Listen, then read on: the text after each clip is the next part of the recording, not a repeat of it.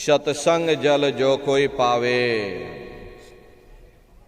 मैलाई सब cut cut जावे। ये सत्संग है, ये कोई कथा और कीर्तन नहीं, किस्से और कहानियां नहीं,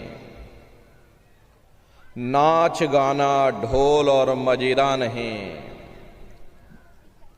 ये महात्माओं की अजर अमर वाणियां हैं।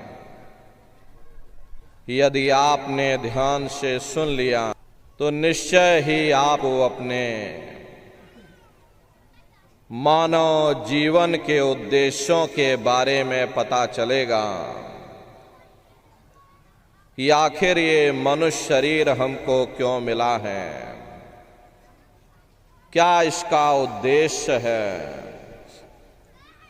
मरने के बाद हम लोग कहाँ जाएंगे, हमारे रिश्ते नातेदार कहाँ जाएंगे, कैसे हमारी जीवात्मा का कल्याण होगा। इन सभी प्रश्नों की जानकारी आपको सत्संग के माध्यम से प्राप्त होगी। इसलिए प्रेमी भाई बहनों, जो भी वचन वाणियां आपको सुनाई जाएं, उन वचनों को बड़े महात्माओं के सत्संग में कभी किसी जात और बिरादरी, किसी कौम या मजहब या किसी भी व्यक्ति और विशेष की कभी कोई निंदा, चुगली, आलोचना या किसी की यहाँ बुराई नहीं की जाती। सत्संग कैसे जानिए, जित एक नाम वखान। सत्संग वह जगह है जहां केवल शब्द या नाम का प्रचार किया जाता, मालिक से मिलने का प्रेम और प्यार पैदा किया जाता। हम आप परम सौभाग्यशाली हैं, ये अवसर हम लोगों को मिला हुआ।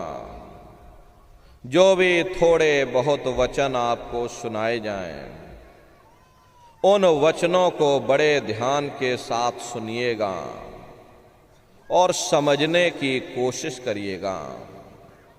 ये आध्यात्मिक पाठशाला है। प्रेमी भाई बहनों, जो भी वचन वाणियां इस पाठशाला में आपको सुनाई जाएं, आपको समझाया जाए, तो उन वचनों को ध्यान से सुनने की जरूरत है। क्योंकि अधिकतर यह देखा जाता है कि जब कभी सत्संग होता है तो हम लोगों को या एक दूसरे से बातचीत करने में लग जाते हैं। तो उसमें होता क्या है, सत्संग के वचन छूट जाते हैं और कड़ी से कड़ी टूट जाती है। फिर हम अर्थ का अनर्थ कर देते हैं। इसलिए प्रेमी भाई बहनों, बड़े ध्यान से एक एक वचनों को सुनिएगा और समझने की कोशिश करिएगा। हम भी ये कोशिश करेंगे कि आपको सरल से सरल भाषा में आप सभी लोगों को समझाया जा सके। प्रेमी भाई बहनों, यह मनुष्य शरीर हम लोगों को बड़े सौभाग्य से प्राप्त हुआ। ये जीवन बहुत अनमोल है। उस परम पिता परमात्मा ने हमको यह जीवन केवल इसीलिए दिया है ताकि हम जीते जी उस प्रभु की भक्ति करके अपनी जीवात्मा का कल्याण करा सकें। ये 5 तत्वों का पुतला, ये पंच भौतिक शरीर हम लोगों को एक निश्चित समय के लिए मिला हुआ। एक निश्चित समय को हम आप नहीं जानते हैं किंतु जिसका ये मकान है, जिसका ये शरीर है, वो अवश्य ही जानता है और समय पूरा हो जाने पर मकान मालिक जबरदस्ती इस मकान को खाली करवा देगा। उस समय न जमीन जायदाद काम आएगी, ना ये धन और संपत्ति काम आएगी। जीवात्मा को निकाल करके इस शरीर से बाहर कर दिया जाएगा।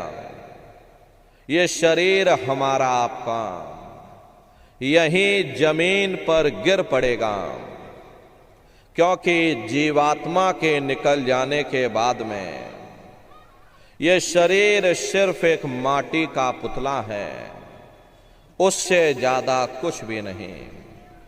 आप इस मिट्टी के पुतले को ले जा करके शमशान भूमि पर जला करके राख कर दोगे। हमारा आपका नाम, हमारी आपकी जात और बिरादरी, जिसके लिए हम लोग इतना लड़ते और झगड़ते थे, ये रुतबा, ये शानो शौकत उसे शमशान भूमि पर जल करके राख हो जाएगी। महात्मा प्रेम से जीवों को समझाते हैं कि भाई मिले नरदेह यह तुमको, बनाओ काज कुछ अपना और पचो मत या इस जग में, जानियो रैन का सपना। प्रेमी भाई बहनों, जैसे रात में हम लोग स्वप्न देखते हैं, हालांकि उस समय उठते हैं जब हमारी आंखें खुलती हैं, तब हमें होश आता है कि नहीं भाई, हम तो स्वप्न देख रहे थे, ये सब भ्रम है। ठीक उसी प्रकार से ये दुनिया भी 10-20-100 साल का स्वप्न है। अब आप कहोगे हम जाग रहे, परंतु प्रेमी भाई बहनों, ऐसा हरगिज नहीं है। जिस दिन मौत का वक्त आएगा, हम लोग रोएंगे, हाय हाय करके चिल्लाएंगे कि हाय हमने सारी जिंदगी यूं ही स्वप्न में गुजार दी। जागने का समय तो अभी आया था, जो कुछ करना था अभी करना था। लेकिन प्रेमी भाई बहनों, अब पछताए होत क्या, जब चिड़िया चुग गई खेत। महात्मा प्रेम से जीवों को समझाते हैं कि भाई देह और ग्रेह सब झूठा, भरम में काहे को खपना। ये घर बार हमारा अपना नहीं, ये पराया देश है, ये सराय खाना है, ये मुसाफिर खाना है। ये शरीर भी तुम्हारा अपना नहीं है, ये भी काल का पिंजरा है, किराए का मकान है, पराया मकान है। किसी को 40-50 साल के लिए मिला, किसी को 80-90-100 साल के लिए मिल गया। जितने जितने श्वास उस मालिक ने बख्शे हैं, उसे भुगतने के बाद में हमें शरीर को यहीं छोड़ जाना। श्वास दुधारा नित ही जारी, एक दिन खाली चाम। प्रेमी भाई बहनों, एक तालाब पानी से चाहे कितना भी क्यों ना भरा हो, आप एक छोटी सी नाली काट कर खोल दीजिए, तालाब में छोटा सा छेद कर दीजिए, तो सारा पानी ही तालाब से बाहर निकल जाएगा। ठीक उसी प्रकार से हमारा ये शरीर भी श्वासों का भंडार है, और जब तक श्वासों का भंडार जारी है, तब तक हम दुनिया के काम और काज में उलझे हुए, दुनिया के कारोबार में हम आप फंसे हुए।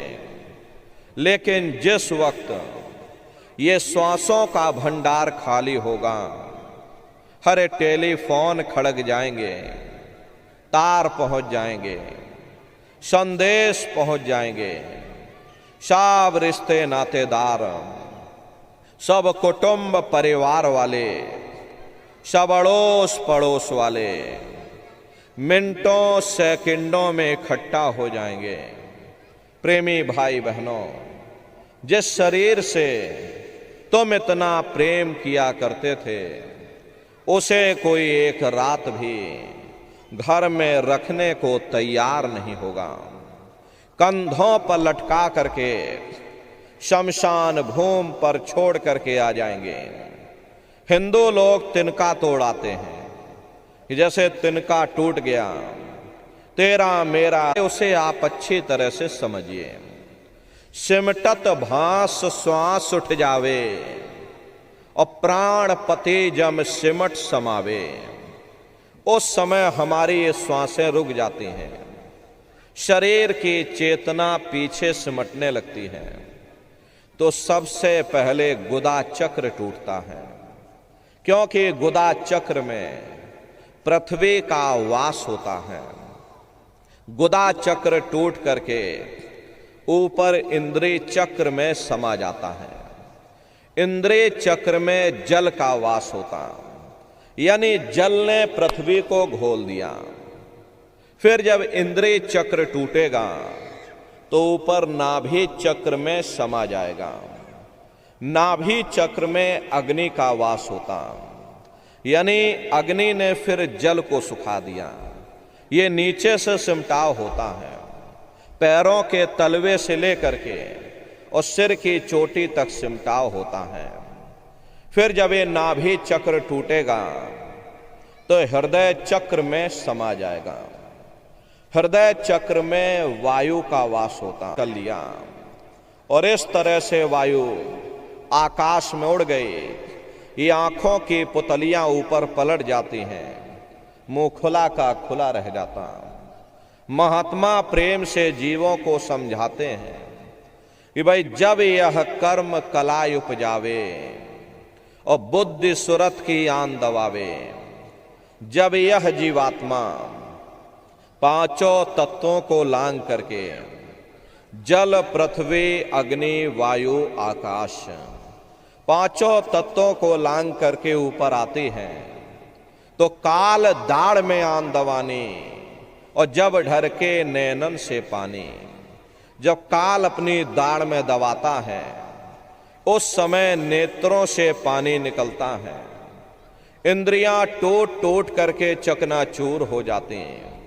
सब रिश्ते नातेदार खड़े रह जाएंगे। लगे टकटकी दिखे न भाई, वाही समय को करे सहाई। उस समय जीव टकटकी लगाकर देखता है कि कोई मेरी मदद कर दे, कोई मेरी सहायता कर दे, कोई मुझे बचा ले। लेकिन प्रेमी भाई बहनों, सब रिश्ते नातेदार खड़े रह जाते हैं। भाई बंधु सब देखते रह जाते हैं। डॉक्टर वैद हकीम सब घेरे रह जाते हैं, लेकिन उस समय आपको कोई बचा नहीं पाता। यमदूत आते हैं, प्राणों की डोरी को तोड़ देते हैं और जीवात्मा को खींच करके इस शरीर से बाहर कर दिया जाता। जैसे ही जीवात्मा शरीर से अलग हुई, ये शरीर हमारा मिट्टी हो जाता है। फिर इस मिट्टी को एक रात अपने घर में रखने को कोई तैयार नहीं होता। अरे आपके कितने भी सगे संबंधी क्यों ना हो, खास नात रिश्तेदार क्यों ना हो, लेकिन एक रात कोई घर में मिट्टी रखने के लिए तैयार नहीं होते।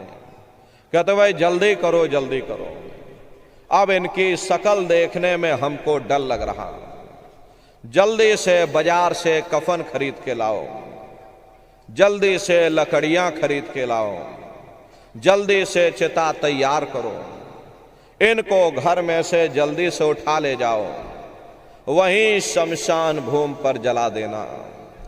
ये जो घर में इनके कपड़े लत्ते पड़े हुए, हर इनके कपड़े लत्ते भी उठा ले जाओ, वहीं शमशान भूमि पर जला देना। जिस बिस्तर पर ये लेटे रहे ये बिस्तर भी अशुद्ध हो गया। अब इनकी छुई हुई चीज हमको घर में एक नहीं चाहिए, इसलिए इनका बिस्तर भी उठा ले जाओ, वहीं शमशान भूमि पर जला देना। लेकिन उसने कोई सोने की अंगूठी पहनी होगी, गले में कोई सोने की चैन पहनी होगी, उसे धीरे से उतार करके जेब में रख लोगे। बस वही एक अशुद्ध नहीं होगा और बाकी सब अशुद्ध हो जाएगा। हरे महात्मा कहते हैं कि भाई कुटुंब परिवार मतलब का बिना धन पास नहीं जाए। ये रिश्ते नातेदार, ये कुटुंब परिवार वाले, ये सब स्वार्थ के संगी साथी हैं। हरे प्रेमी भाई बहनों, आज तुम्हारी जेब में पैसा है तो सब जैसे तैसे तुमसे रिश्तेदारियां कायम कर लेंगे, लेकिन आज जेब खाली हो जाए तो कोई किसी को याद करने वाला नहीं। 13 दिन बाद 13वीं मना दोगे, लड्डू पूड़ी पकवान बना करके खिला दोगे, फिर जाने वाले को कोई याद नहीं करता। अभी बूढ़े बुजुर्गों से पूछा जाए कि भाई ये बताइए कि क्या तुमको तुम्हारे माँ बाप की याद आती है, तो कहेंगे भाई नहीं आती। क्यों नहीं आती? अरे तुम्हारे माँ बाप थे, तुमको पाला पोसा बड़ा किया, खुद बेचारे भूखे रहे होंगे, तुम्हारा पेट पाला होगा, तुमको तुम्हारे माँ बाप की याद क्यों नहीं आती? क्योंकि तुम्हारे सामने तुम्हारे लड़के बच्चे हो गए, तुम्हारे नाती पोता पंती और संती हो गए, इसलिए तुम अपने माँ बाप की यादों को धीरे धीरे भूल गए और नई यादों में धीरे धीरे बस गए। ऐसे ही प्रेमी भाई बहनों, एक दिन सब तुमको भी भूल जाएंगे, कोई किसी को यहाँ याद करने वाला नहीं। ये कहानी तो शमशान भूमि पर समाप्त हो गई। उधर देखो क्या होता, तुम्हारी जीवात्मा को ले जा करके ऊपर धर्मराज की कचहरी में पेश कर दिया जाएगा। वहां पलक झपकते ही तुम्हारे अच्छे बुरे कर्मों का हिसाब किताब हो जाएगा। धर्मराज तुमको सजा सुना देंगे, ले जाओ इनको फलाने नरक में डाल दो, क्योंकि मैंने इनको मौका दिया था जब ये माँ के गर्भ में उल्टे लटके हुए थे, सिर इनका नीचे था और पैर इनके ऊपर थे। उस समय इन्होंने मुझसे प्रार्थना की थी कि हे मालिक, मुझे एक बार मौका दे दो, मुझे एक बार मनुष्य शरीर दे दो, हम भजन करेंगे, भक्ति करेंगे, हम अपनी जीवात्मा का कल्याण करेंगे। तो मैंने इनकी प्रार्थना को स्वीकार कर लिया और इनको मैंने सुंदर सा मनुष्य शरीर दे दिया और कह करके मैंने भेजा था कि भाई ये मनुष्य शरीर ये किराए का मकान है, ये तुम्हारा अपना नहीं है। अगर ये तुम्हारा अपना होता तो हमेशा तुम्हारे पास रहता। ये तुम्हारा अपना नहीं, ये मैंने तुमको कुछ समय के लिए किराए का मकान दिया है। हाँ, तुम अपनी जीवात्मा को मेरे किराए के मकान में बैठा करके और मालिक की भक्ति करके अपनी जीवात्मा का कल्याण करा लेना। मैंने कुछ समय के लिए तुम सबको ये किराए का मकान दिया है। जब समय पूरा होगा तो मैं अपने सिपाहियों को भेजूंगा और उस समय पर तुम मेरे मकान को खाली कर देना। लेकिन इतना ध्यान रखना कि जैसा साफ सुथरा मैंने तुमको ये किराए का मकान दिया, वैसा ही साफ सुथरा तुम मुझको वापस लौटाना। लेकिन इस किराए के मकान में बैठ करके इन्होंने अच्छे बुरे कर्म कर डाले। मेरे किराए के मकान को इन्होंने अपने कर्मों से गंदा कर दिया, इसलिए कर्मों की सजा इनको मिलेगी। ले जाओ इनको फलाने नरक में डाल दो।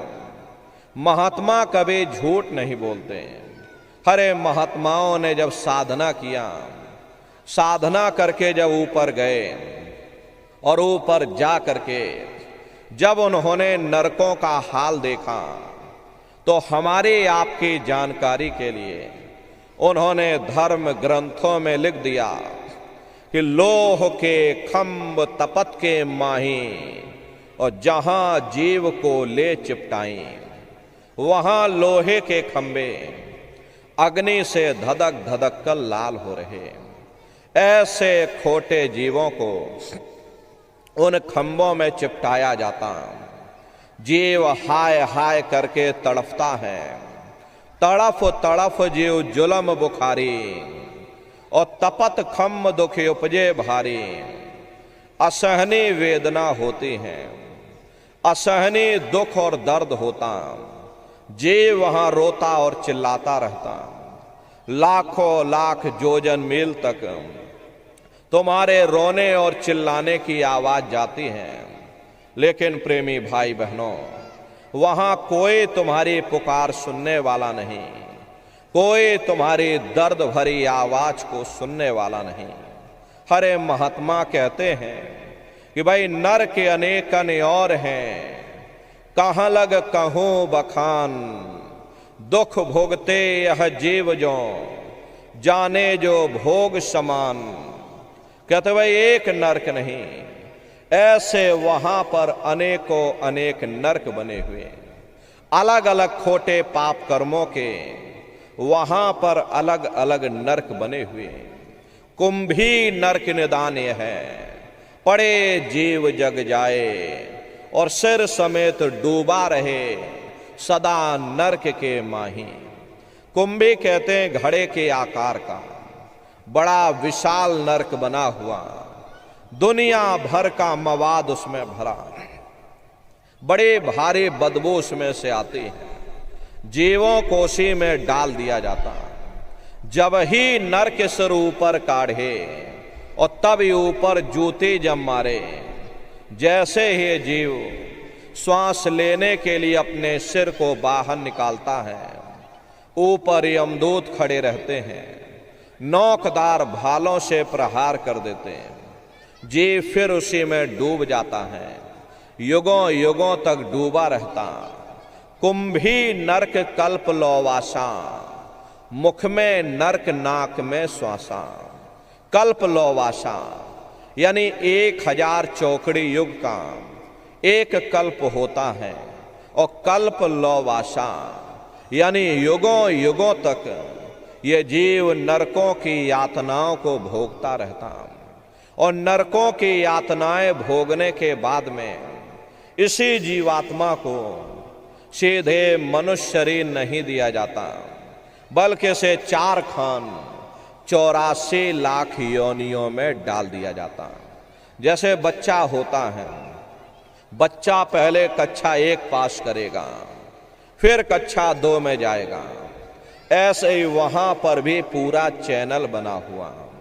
नरकों की यातनाओं को भोगने के बाद में इन्हीं जीवों को 4 खान 84 लाख योनियों में डाल दिया जाता।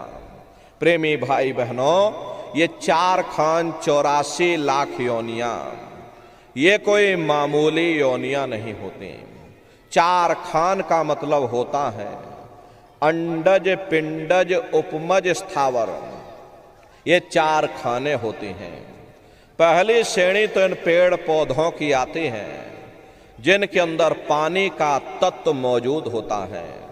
कभी ये भी मनुष्य हुआ करते थे, लेकिन आज अपने कर्मों के कारण बेचारे पेड़ बन के खड़े हुए हैं।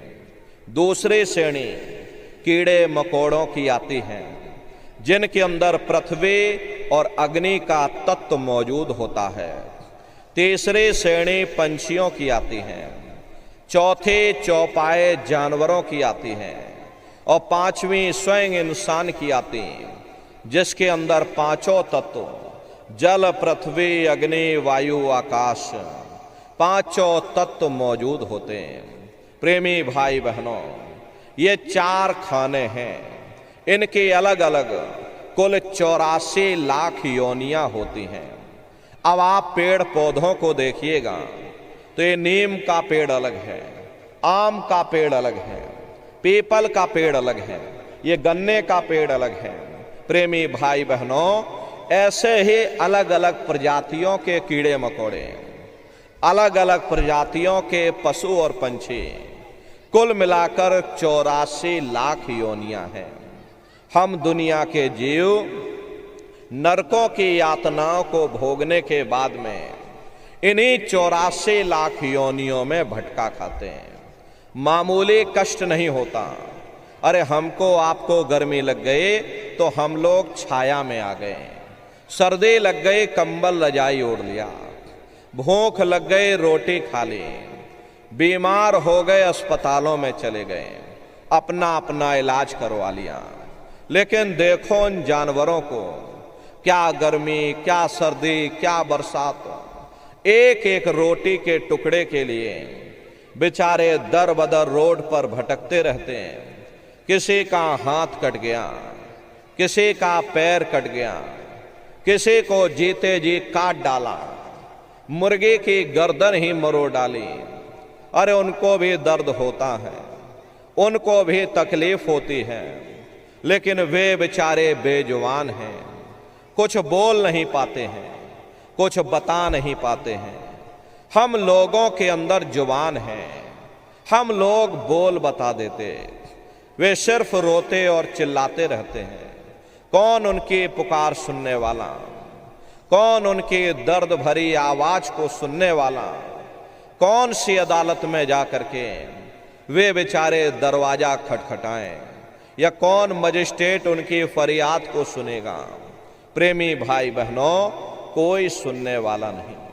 अरे मादा बिच्छू होती है, मादा बिच्छू की मौत कैसे होती है? मादा बिच्छू जब अपने बच्चे को जन्म देती है तो उसी के बच्चे अपनी भूख को मिटाने के लिए अपनी माँ की पीठ पर चढ़ जाते हैं और उसी के मांस को नोच नोच करके खाते हैं। वो तड़पती रहती है, कराहती रहती है, लेकिन जब तक हड्डी हड्डी न बच जाए उसके बच्चे अपनी माँ की पीठ से नीचे नहीं उतरते। ऐसे न जाने कितने जीव जंतु इस संसार में भरे पड़े हुए। कई जन्म भय कीट पतंगा, कई जन्म भय मीन कुरंगा, और कई जन्म पंखी सरपोयो, और कई जन्म हैवर वृक्ष जोयो। मिल जगदीश मिलन की वरिया, और चिरंकार यह देश सजरिया। करोड़ों करोड़ युगों से हम लोग नरकों की यातनाओं को भोगने के बाद में फिर कभी कीड़े पतंगों की योनि में, कभी पेड़ पौधों की योनि में, तो कभी पशु और पंछियों की योनि में भटका खाते हैं। प्रेमी भाई बहनों, 84 लाख योनियों की सबसे जो आखिरी योनि होती है वो गाय और बैल की योनि होती है। गाय स्त्री का रूप लेती है और बैल पुरुष का रूप लेते हैं। ये 84 लाख योनियों की सबसे आखिरी योनि यानी अंतिम पायदान होता है। उसके बाद तब जाकर के हम लोगों को दोबारा फिर से मनुष्य शरीर प्राप्त होता। इसीलिए कहा गया है कि बड़े भाग्य मानुष तन पाया, और कोट जन्म जब भटका खाया। कोटान कोट जन्म जन्मांतरों तक अलग अलग योनियों में भटकने के बाद में तब बड़े सौभाग्य से हम लोगों को ये मनुष्य शरीर प्राप्त हुआ। लेकिन बड़े अफसोस की बात है, जैसे किसी को हीरा मिल गया, उसे हीरे की परख नहीं, उसने हीरे को गधे के गले में बांध दिया। ठीक उसी प्रकार से ये मनुष्य शरीर उत्तम से उत्तम है, लेकिन इंसान इसकी कद्र नहीं करता। खाने पीने ऐशो इशरत में अपने कीमती समय को और श्वासों की पूंजी को बर्बाद कर देता। महात्मा प्रेम से जीवों को समझाते हैं कि भाई बड़े सौभाग्य से हम लोगों को ये मनुष्य शरीर मिला है। बड़े से बड़े देवी और देवता भी इस मनुष्य शरीर को पाने के लिए तरसते हैं, क्योंकि उन नरकों से, इन 84 से निकलने का केवल एक ही दरवाजा है, वह केवल मनुष्य का शरीर है। इसे मनुष्य रूपी मंदिर में बैठ करके हम लोग उस परमात्मा की भक्ति कर सकते हैं। इसीलिए संतों महात्माओं ने इस पंच भौतिक शरीर को सच्चा हरि मंदिर कहकर याद किया कि हरि मंदिर यह शरीर है और ज्ञान रतन प्रकट होए, ये असली हरि मंदिर है। जब भी वो परमात्मा मिलेगा इसे हरि मंदिर के अंदर मिलेगा। इसे पंच भौतिक शरीर को ईसा मसीह साहब ने टेम्पल ऑफ लिविंग गॉड यानी जिंदा ईश्वर का मंदिर कहा।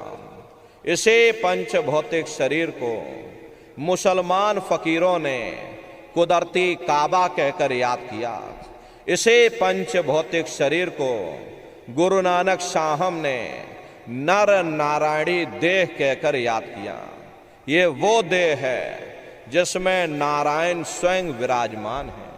अरे वो नारायण जब भी मिलेंगे तो मैं तुम्हारे अंदर मिलेंगे। यही कबीर साहब ने लिखा है कि जो तिल माही तेल है, जो चकमक में आग, और तेरा साईं तुझ में जाग सके तो जाग। जिस तरह से तिल में तेल होता है, पत्थर में अग्नि होती है, ठीक उसी तरह से वो मालिक हरेक के घट घट में, हरेक के वजूद के अंदर बैठा हुआ। यही आपकी धर्म पुस्तकों में भी लिखा है कि अरे मोको का धूड़े रे बंदे, मैं तो तेरे पास में, और ना तीरथ में ना मूरत में, मैं तो हूँ विश्वास में।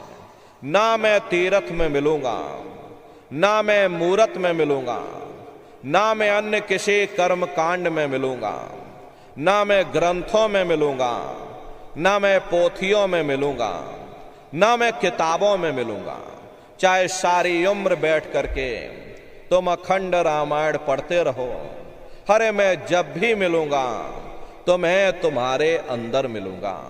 हरे प्रेमी भाई बहनों, बड़ी सीधी सी बात है कि अगर खाना बनाने की किताब सारी उम्र बैठ करके पढ़ते ही रहोगे कि भाई खाना ऐसे बनता है और खाना वैसे बनता है, खाने में नमक डाला जाता है और खाने में तेल डाला जाता है, तो कभी तुम्हारा पेट नहीं भर सकता। जब तक आप खाना बनाओगे नहीं, उसे स्वयं खाओगे नहीं, कभी तुम्हारा पेट नहीं भर सकता। हम वेदों की निंदा नहीं करते, हम ग्रंथों की निंदा नहीं करते, हम गीता कुरान और बाइबल की निंदा नहीं करते। हरे वेद शास्त्र गीता कुरान और बाइबल कहती हैं कि भाई मनुष्य के अंदर अंड खंड ब्रह्मांड है, स्वयं वो परमात्मा तुम्हारे अंदर बैठा हुआ। चलो अंदर चलो, अंदर चल करके उस परमात्मा का दर्शन दीदार करो। अब सवाल ये उठता है भाई आखिर हम अपने अंदर जा करके उस परमात्मा का दर्शन कैसे करेंगे? तो इसके लिए संतों महात्माओं ने केवल 3 साधन बताए। साधन 3 सारे अनुवर्णे और साधन सब थोथे मान। इस कलयुग में उस मालिक को प्राप्त करने के लिए केवल 3 साधना बताई। पहला है सुमरन, दूसरा है ध्यान और तीसरा है भजन। सुमरन कहते हैं मालिक को याद करना, ध्यान कहते हैं दृष्टि को एकाग्र करना, और भजन कहते हैं कान में उंगली डाल करके उस शब्द को सुनना, उस नाम को सुनना, उस देववाणी आकाशवाणी को सुनना जो 24 घंटे तुम्हारे अंदर गूंज रही है। प्रेमी भाई बहनों, ये सुरत शब्द नाम योग की साधना है।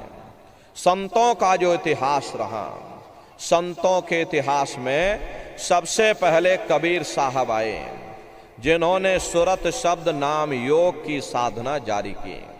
उसके बाद गुरु नानक साहब आए। गुरु नानक साहब ने भी सुरत शब्द नाम योग की साधना जारी की। उसके बाद और भी महात्मा आए, कबीर, नानक, दादू दरिया, भीखा रविदास जी महाराज, पलटू साहब जी महाराज, चित्रकूट में आप चले जाइए, गोस्वामी जी महाराज, जिन्होंने रामचरित्र मानस बनाई, उन्होंने भी सुरत शब्द नाम योग की साधना जारी की। आपके राजस्थान की धरती पर देखो मीराबाई हुई, सहजोबाई हुई, उन्होंने भी उस मालिक को पाया तो सुरत शब्द नाम योग की साधना करके पाया। प्रेमी भाई बहनों, ये सुरत शब्द नाम योग की साधना है। इस साधना की 3 क्रियाएं हैं, सुमरन, ध्यान और भजन।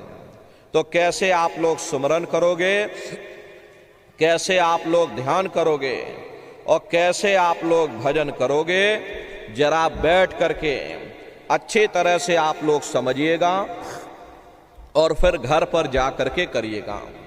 तो सबसे पहले सुमरन कैसे किया जाएगा? सुमरन करने के लिए एक माला आप लोग ले लेना।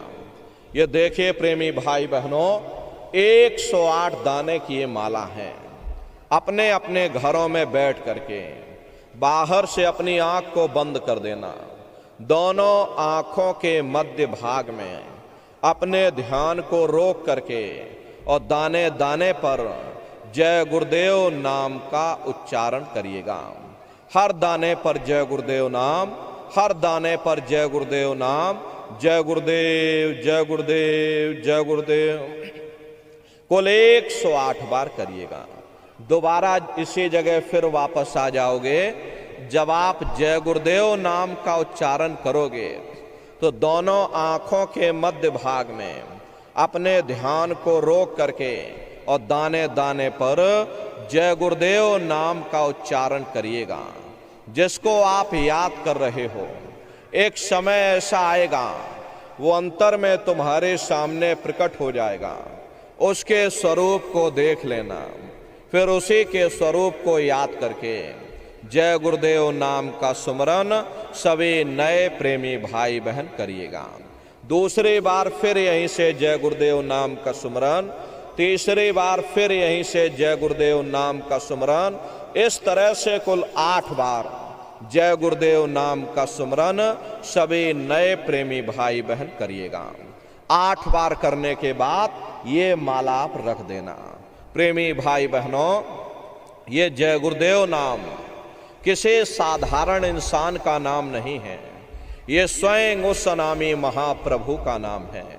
समय समय पर संत महात्मा अपने अपने समय पर आकर के अपनी साधना के द्वारा उस मालिक के नाम को सिद्ध करते हैं, उस मालिक के नाम को जगाते हैं। जैसे कबीर साहब आए, कबीर साहब ने साहिब नाम सिद्ध किया। गुरु नानक साहब आए, गुरु नानक साहब ने वाहि गुरु नाम सिद्ध किया। गोस्वामी जी महाराज आए, गोस्वामी जी महाराज ने राम नाम सिद्ध किया। मीराबाई आई, मीराबाई ने गिरधर नाम सिद्ध किया। इसी तरह से हमारे गुरु महाराज जय गुरुदेव नाम सिद्ध करके गए। जय गुरुदेव नाम का जहाज लगा कर गए। अगर इस जहाज पर सारी दुनिया बैठेगी, यह जहाज सारी दुनिया को पार करेगा। नए जीवों के लिए नामदान की प्रक्रिया को और सरल से सरल किया गया। वरना बहुत से पुराने पुराने प्रेमी हैं और अगर उनसे पूछा जाए कि भाई जरा नाम रूप स्थान गाजे बाजे बता दो, वो तक भूल जाते हैं। अब इतने पुराने हो करके आज तक याद नहीं कर पाए, बड़ा भारी दोष लगता है। इसीलिए नए जीवों के लिए गुरु महाराज की दया कृपा से रास्ते को और सरल किया गया। बहुत से बगैर पढ़े लिखे लोग बैठे हैं, या बूढ़े बुजुर्ग हैं, या बच्चे बच्चियां हैं, आसानी से आप लोग समझ सको और सुमरन ध्यान भजन कर सको, इसीलिए इस रास्ते को सरल से सरल किया गया। एक साध है सब सद है, सब साध है सब जाए। पहले अपने गुरु की उंगली पकड़ लो, क्योंकि गुरु तुम्हारा सच्चा रहबर है। गुरु गोविंदो खड़े काके लागू पाई, और बलिहारी गुरु आपने जिन गोविंद दियो बताई। महिमा उन्हीं की है जिन्होंने गोविंद को लखा दिया। गुरु बिन भाव ने जे तरे न कोई, गुरु के बगैर कोई भी जीवात्मा इस भवसागर से पार नहीं जा सकती। इसीलिए कहा गया है कि भाई गुरुर ब्रह्मा गुरुर विष्णु गुरुर देवो महेश्वर और गुरुर साक्षात पर ब्रह्मा तस्मै श्री गुरुवे नमः। इसलिए प्रेमी भाई बहनों, साधना करने से पहले जय गुरुदेव नाम का सुमरन सभी नए प्रेमी भाई बहन करिएगा। सुमरन करने के बाद में फिर आप ध्यान पर बैठिएगा। दूसरा है ध्यान, और ध्यान कहते हैं दृष्टि को एकाग्र करना, अपनी दिव्य दृष्टि को खोलना। कैसे ध्यान करोगे जरा अच्छी तरह से समझ लीजिए। अपने अपने घरों में पलथी मार करके आप लोग बैठिएगा। शरीर को टाइट मत करना। बहुत से लोग क्या करते हैं कि ध्यान के समय अपने शरीर को टाइट कर देते हैं। यदि आप अपने शरीर को टाइट कर दोगे, ये शरीर आपका थक जाएगा और फिर शरीर ढीला पड़ जाएगा। इसलिए पहले से ही अपने शरीर को बिल्कुल ढीला छोड़ दो। जितना आराम से आप लोग बैठोगे उतना आपके लिए अच्छा रहेगा। तो ढीले बदन से बैठिएगा, आराम से बैठिएगा। आंखों को धीरे से बंद कर देना। इन आंखों पर भी कोई जोर मत देना। जैसे सोते समय धीरे से आंख को बंद करते हो, ऐसे धीरे से आंख को बंद कर लेना। दोनों आंखों के मध्य भाग में दूर सामने देखिएगा तो सामने आपको अंधेरा दिखाई पड़ेगा। बस उसी अंधेरे में एक जगह पर अपनी दृष्टि को रोकिएगा। होशियारी यही रहे, ये आंखों की पुतलियां हिलने ना पाए। शुरुआती समय में ये आंखों की पुतलियां अंदर अंदर हिलेंगी, लेकिन जब आप अभ्यास करोगे, करत करत अभ्यास ते जड़मत होत सुजान, जब अभ्यास करते रहोगे तो आंखों की पुतलियां हिलना बंद हो जाएंगी। तो दूर सामने अंधेरे में एक जगह पर अपनी दृष्टि को रोकिएगा, या उस अंधेरे को ही आप देखते रहना। दृष्टि अपने आप एकाग्र हो जाएगी। उस समय किसी के बारे में सोचना नहीं, किसी के बारे में विचार मत करिएगा। शरीर को बिल्कुल हिलाना डुलाना नहीं। शून्य हो करके बस सामने अंधेरे को देखते रहो। जितना देर आपसे बन सके आप उस अंधेरे को देखते रहिएगा। देखते देखते देखते देखते आपकी दृष्टि अंधेरे में एकाग्र हो जाएगी। और जैसे ही आपकी दृष्टि उस अंधेरे में एकाग्र होगी तो सुई की नोक के बराबर काले में भी काला बिंदु, बड़ा चमकीला बिंदु होगा। तारे की तरह चमचम चमचम चमकेगा, वो सामने आपको दिखाई पड़ जाएगा। जब वो चमकदार बिंदु सामने दिखाई पड़ जाए तब आप अपनी दृष्टि को उस बिंदु पर एकाग्र करिएगा। जब आप अपनी दृष्टि बिंदु पर एकाग्र करोगे तो बिंदु के चारों तरफ से बड़ा भारी प्रकाश निकलेगा। चक्र की तरह से बहुरंगी प्रकाश होगा। वो प्रकाश धीरे धीरे बड़ा होता चला जाएगा। साधक इतना मोहित हो जाता है कि बिंदु को तो छोड़ देता है और दाएं बाएं प्रकाश को देखने लग जाता है। जब आप दाएं बाएं प्रकाश को देखने में लग जाओगे, क्योंकि प्रकाश उस बिंदु से निकल रहा और आपने बिंदु को छोड़ दिया, प्रकाश को देखने में लग गए, तो प्रकाश भी गायब हो जाएगा, वो बिंदु भी गायब हो जाएगा, फिर अंतर में अंधेरा छा जाएगा, फिर आपको उतनी मेहनत करनी पड़ेगी। इसलिए दाएं बाएं बिल्कुल मत देखिएगा। आपका निशाना उस बिंदु पर टिका रहे जिसमें से वो प्रकाश निकल रहा। वही बिंदु दरवाजा है, वही बिंदु खिड़की है। उसी को हरि का द्वार यानी हरिद्वार कहा गया। बहुत विशाल वो दरवाजा है। जब एक टक हो करके आप उस बिंदु को देखते रहोगे तो वो बिंदु फट जाएगा, वो दरवाजा खुल जाएगा, ये शिव नेत्र खुल जाएगा, ये दिव्य दृष्टि खुल जाएगी और आप दरवाजे के अंदर दाखिल हो जाओगे। एक बार प्रेमी भाई बहनों ये दिव्य दृष्टि खुल जाए, फिर क्या भूत क्या भविष्य और क्या वर्तमान, कोई भेद आपसे गुप्त नहीं रहेगा। लाखों वर्ष पहले क्या हुआ था और भविष्य में क्या होने वाला है, आप बैठ करके ध्यान में सब कुछ देख सकते हो। तो यह है ध्यान करने का तरीका। और तीसरा है भजन। गाने बजाने का नाम भजन नहीं है, नाच गाना ढोल मजीरा का नाम भजन नहीं है। भजन कहते हैं उस रूहानी आवाज को सुनना जो 24 घंटे तुम्हारे अंदर गूंज रही है। कैसे भजन करोगे जरा अच्छी तरह से समझ लीजिए। ये दोनों उंगली कानों में डाल करके ये कानों को बंद कर लेना। कान इसीलिए बंद किए जाते हैं ताकि बाहर की कोई आवाज हमको सुनाई ना पड़े। अपनी सुविधा से बैठिएगा।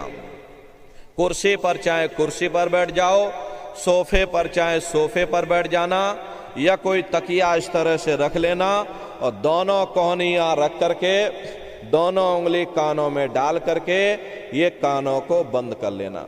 बहुत सी हमारी माताएं बहनें हैं, बूढ़े बुजुर्ग हैं, आपके घुटनों में दर्द होता होगा, रीढ़ की हड्डी में दर्द होता होगा। अब आप बैठ करके नहीं कर पाते हो तो आप लेट करके भजन करिएगा। ऐसे सीधे लेट जाना और लेटे लेटे आंख और कान को बंद कर लेना। मतलब तो आंख और कान को बंद करना है, चाहे आप लेट करके करो या चाहे आप बैठ करके करो। यही कहा गया भाई आंख कान मुख बंद कराओ, अनहद झिंगा शब्द सुनाओ।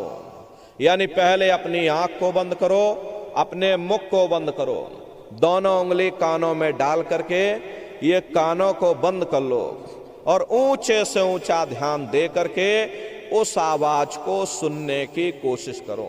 प्रेमी भाई बहनों, जब आप अपने कानों को बंद करके और ऊंचा ध्यान दे करके अंतर में गौर से सुनोगे तो आपको शुरू शुरू में ऐसा अनुभव होगा कि कहीं सीटी जैसी आवाज हमारे कानों में बज रही, टी,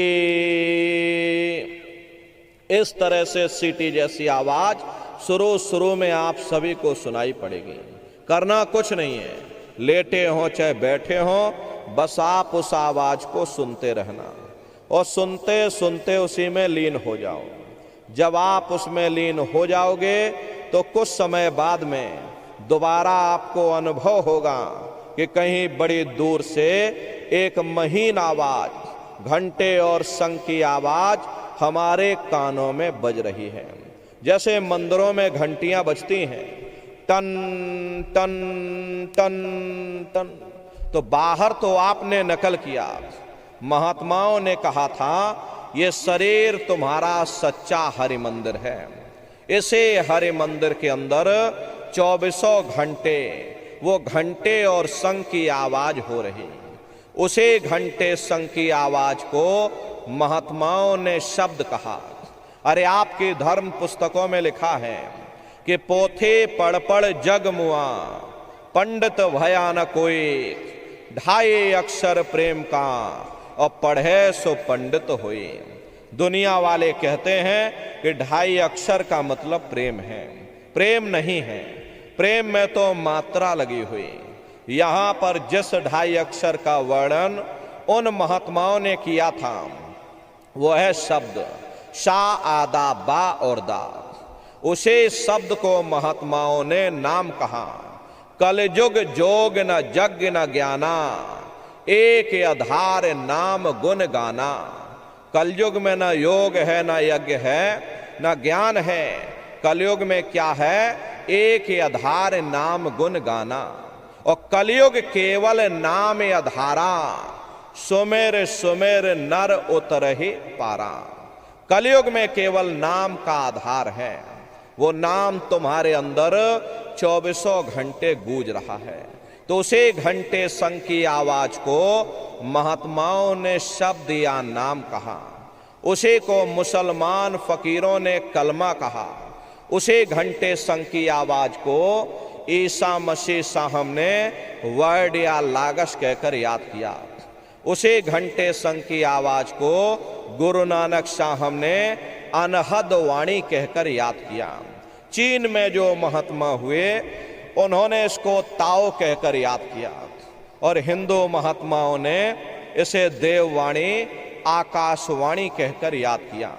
उन अलग अलग महात्माओं ने अपनी अपनी भाषा में हम लोगों को समझाने की कोशिश की है कि भाई वो घंटे संग की आवाज तुम्हारे सबके अंदर गूंज रही है, वो आपको सुनाई पड़ेगी। लेकिन शुरुआती समय में आपको ऐसा मालूम पड़ेगा कि कहीं बड़ी दूर पर घंटियां बज रही, टन टन टन, लेकिन सुनाई हरेक को पड़ेगी। प्रेमी भाई बहनों, जब घंटे और शंख की आवाज आपको सुनाई पड़ने लग जाए तब आप सीटी की आवाज को छोड़ देना और घंटे शंख की आवाज को पकड़ लेना, उसको सुनने लग जाना। जब आप उसको सुनने लग जाओगे तो वो आवाज धीरे धीरे बढ़ना शुरू होगी और बढ़ते बढ़ते इस कदर बढ़ेगी कि आपके रोम रोम में घंटे और शंख की आवाज गूंजने लग जाएगी। बड़े घनघोर आवाज होती है, बड़े मधुर वो आवाज होती है। ये जो दुनिया के आप गाने और संगीत सुनते हो, उस रूहानी संगीत के सामने ये दुनिया के संगीत कुछ नहीं है। जब आप उस रूहानी संगीत को सुनोगे, इतना भारी आनंद आपके ऊपर छा जाएगा, इतनी खुशी होगी, ऐसा नशा आपके ऊपर चढ़ जाएगा या आप सारी दुनिया को भूल जाओगे, इतना आप उस आवाज में खो जाओगे। प्रेमी भाई बहनों, शंकर भगवान को वही नशा चढ़ा था। शंकर भगवान कोई गांजा भांग नहीं पीते थे। ये तो हमने आपने शंकर भगवान को भी बदनाम कर दिया कि शंकर भगवान गांजा भांग पीते थे तो चलो हम भी गांजा भांग पिएंगे। लेकिन नर नारियों, शंकर भगवान ने कभी गांजा भांग नहीं पिया। शंकर भगवान जिस नशे में लीन रहते थे वो नाम का नशा था, वो ध्यान का नशा था, वो भक्ति का नशा था। जब आप उस आवाज को सुनोगे तो आपको भी वो नशा चढ़ जाएगा, क्योंकि उस आवाज में चुंबक है। जब आप उस आवाज को सुनोगे तो वो आवाज आपको अपनी ओर खींचेगी और जब खिंचाव होगा तो जीवात्मा का फैला हुआ प्रकाश ये 9 दरवाजों से सिमटने लगेगा। अब ये 9 दरवाजे कौन कौन से हैं? देखो प्रेमी भाई बहनों, अच्छी तरह से आप लोग समझिएगा, ये बहुत बड़ा विज्ञान है।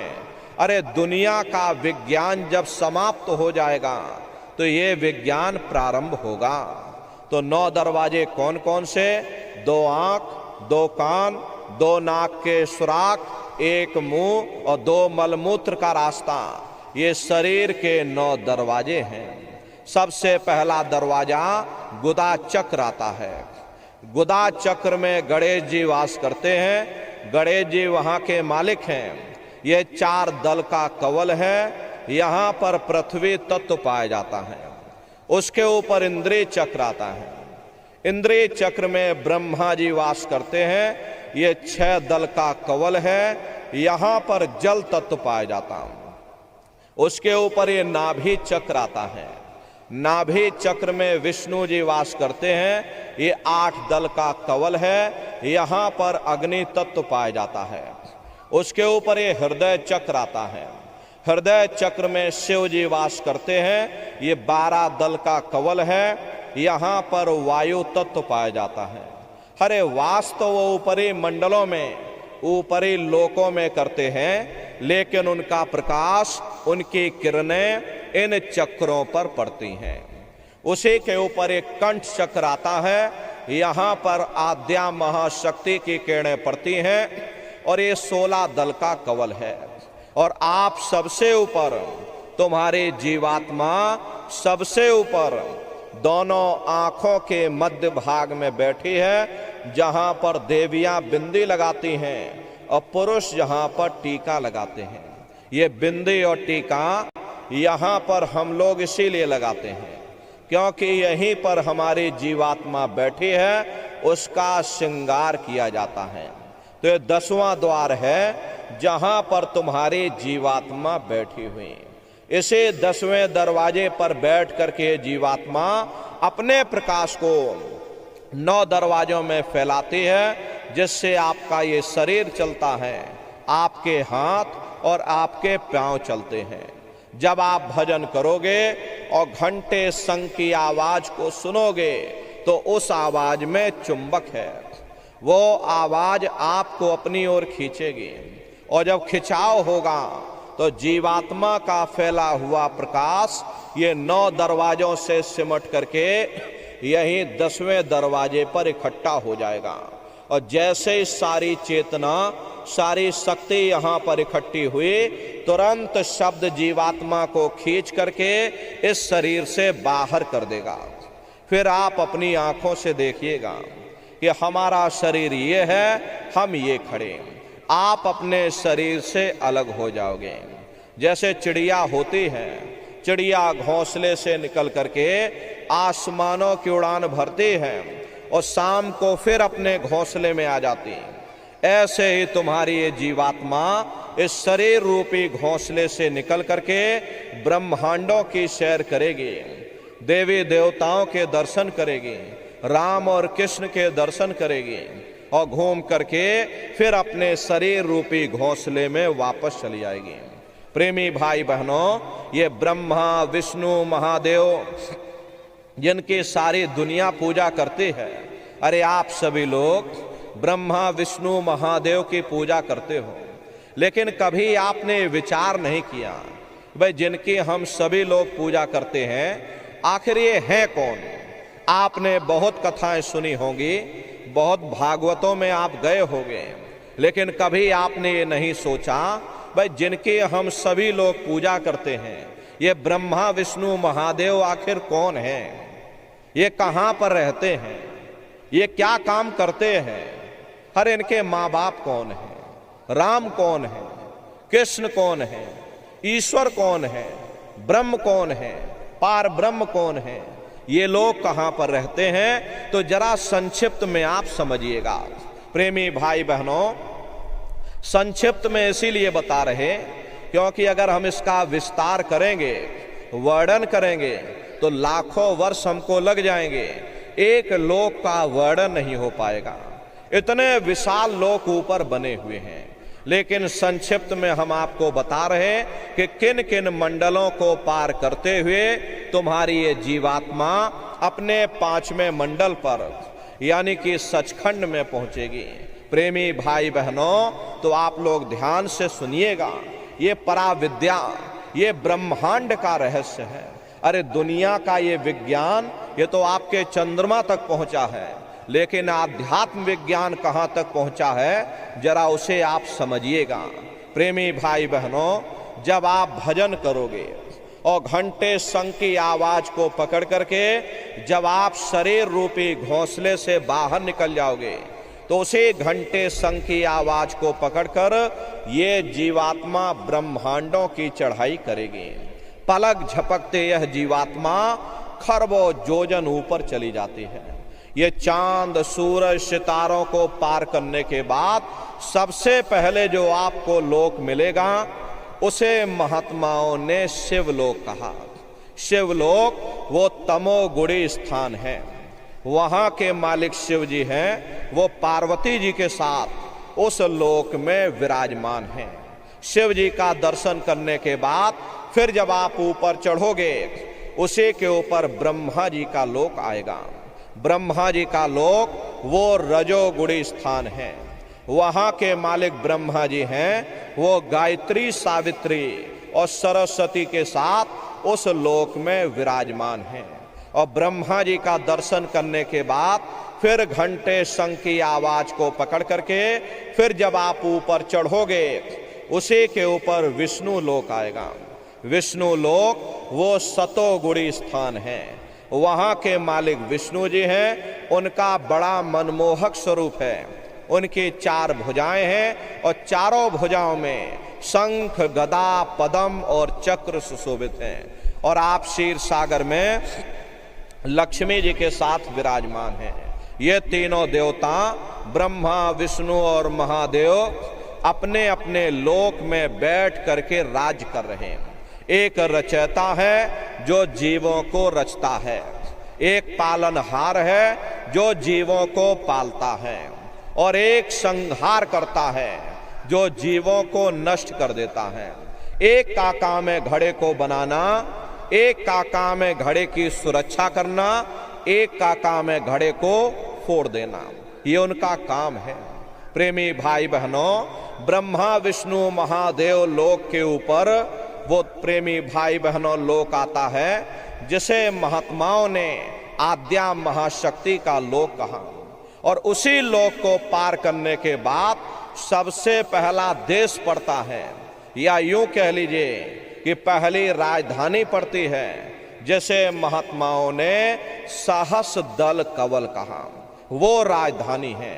ये ब्रह्मा, विष्णु, महादेव के जो लोक हैं, उस राजधानी के अंतर्गत आने वाले जिले हैं।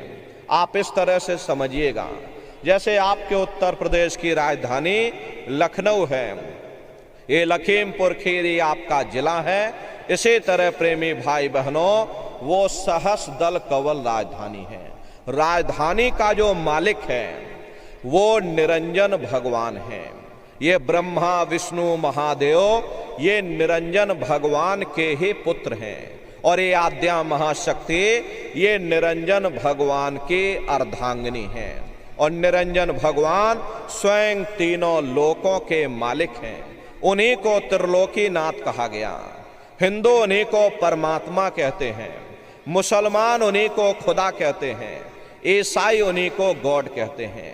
ये जल एक है। जल को चाहे आप पानी कह लो, चाहे आप नीर कह लो, या चाहे आप वाटर कह लो, हम लोग लफ्जों के झगड़े में उलझे हुए हैं। प्रेमी भाई बहनों, घंटे और शंख की आवाज जो हर इंसान के अंदर गूंज रही, वो आवाज उन्हीं के मुखार बिंद से हो रही। निरंजन भगवान का जो स्वरूप है वो ज्योतिष स्वरूप है। हजार बाती की अखंड ज्योति वहां पर बराबर जल रही है। हम लोग यहाँ मंदिरों में ज्योत जलाते हैं, ये तो हम आप उसकी नकल करते हैं।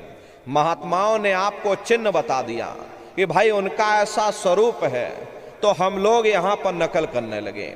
इस ज्योत में तेल की जरूरत पड़ती है, बाती की जरूरत पड़ती है, लेकिन वो अखंड ज्योति वहां पर ऐसी जल रही जिसमें ना तेल की जरूरत है और ना बाती की जरूरत है। पलटू साहब ने जिक्र किया है कि उल्टा कुआ गगन में तिसमें जरे चिराग, और तिसमें जरे चिराग बिना रोगन बिन बाती, और 6 ऋतु 12 मास जरत रहे दिन राती, और सतगुरु मिले जो होए ताहि की नजर में आवे, और बिन सतगुरु नहीं कोई वाह को दर्शावे।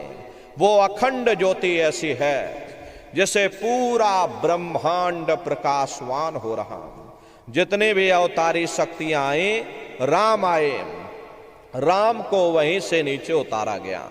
इसीलिए उस देश को अयोध्या नगरी या कौशलपुर देश कहा गया। गोस्वामी जी महाराज जब साधना करके वहां पहुंचे, तभी गोस्वामी जी महाराज ने रामचरित्र मानस में लिख दिया। देखो प्रेमी भाई बहनों, गोस्वामी जी महाराज ने रामचरित्र मानस में जो भी लिखा है वो सब अंतर का भेद लिखा है। लेकिन हम लोग बाहर मुखी क्रियाओं में फंसे हुए इसीलिए हम लोग अर्थ का अनर्थ कर देते हैं। तो गोस्वामी जी महाराज ने जब साधना किया और साधना करके जब ऊपर गए, जो कुछ उन्होंने देखा वो रामचरित्र मानस में लिख दिया। क्या गोस्वामी जी महाराज कहते हैं, देखो रामचरित्र मानस में लिखा है कि मोदयो नैन त्रिशत में भयो पुण्य चितवत कौशलपुर गयो।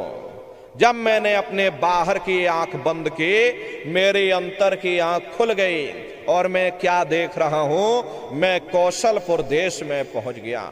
मोहे विलोक राम मुस्काई, मुझे देख करके राम भगवान प्रसन्न हो गए। उन्होंने ऊपर जाने का मुझे रास्ता दे दिया। मैं ऊपर जा करके क्या देख रहा हूं, उधरे माज सुनि अंडज राया, देखे बहु ब्रह्मांड निकाया, अति विचित्र ताह लोके अनेका, रचना अधिक एक तेका। विचित्र विचित्र भांत के वहां पर लोग बने हुए, एक से बढ़कर एक सुंदर सोने के वहां पर महल बने हैं, जिनकी शोभा अवर्णीय है। प्रेमी भाई बहनों, वो असली अयोध्या नगरी है, वो राम भगवान का देश है। जब आप लोग वहां पर पहुंचोगे और वहां की रचनाओं को जब अपनी आंखों से देखोगे तो देखते ही रह जाओगे। ये क्या ईश्वर की लीला है, कैसे उसकी कारीगरी है, अनंत उसकी सत्ता है, अनंत ही उसका प्रकाश है। अरे उसे आनंद को पा करके बड़े बड़े राजे महाराजाओं ने अपने राज काज पर ठोकरें मार दी और जंगलों में जा करके नंगे हो करके नाचने लगे। इतना आनंद, इतनी खुशी उन साधकों को होती है। मीराबाई को जब ये दौलत मिल गई, मीराबाई ने राजपाट छोड़ दिया और मीराबाई कहने लगी कि मैं मिल जाए पाए पीऊ अपना, तब मेरे पीर बुझानी और मेरा सुरत शब्द सहलानी।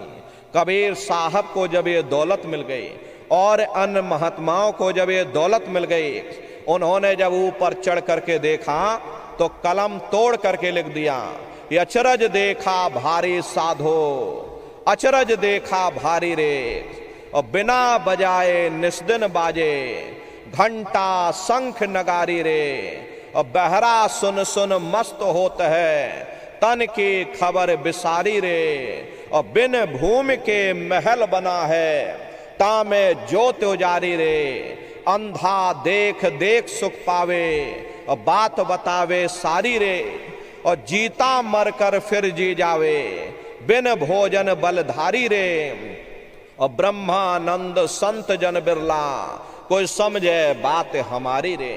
प्रेमी भाई बहनों, वो असली अयोध्या नगरी है, वो राम भगवान का देश है। राम जी का दर्शन करने के बाद फिर तुम्हारी ये जीवात्मा दूसरे मंडल के शब्द को पकड़ करके और दूसरे मंडल की चढ़ाई करेगी। शाम तज श्वेत को गहना, सुरत को तान धुन सुनना, और बंक के द्वार धस बैठो और त्रिकुटी जाए कर लेना। उसी के ऊपर दूसरा देश आता है जिसे महात्माओं ने त्रिकुटी देश कहा। वहां के जो मालिक हैं वो ब्रह्म हैं, वहीं से मन और माया की उत्पत्ति हुई। वहीं से तीन गुण, रजोगुण, तमोगुण, सतोगुण, तीनों गुणों की उत्पत्ति वहीं से हुई। ये जो आपके वेद हैं, वेदों को सारी दुनिया पढ़ती है, अरे वेदों की भी उत्पत्ति उसी स्थान से हुई है। महात्मा कहते हैं कि भाई त्रिकुटी महल में विद्या सारा, घनहर गरजे बजे नगारा, और लाल वरन सूरज उजियारा। वहां पर दो धुने, बादलों की गर्जन और मृदंग की आवाज उस लोक में गूंजती रहती है।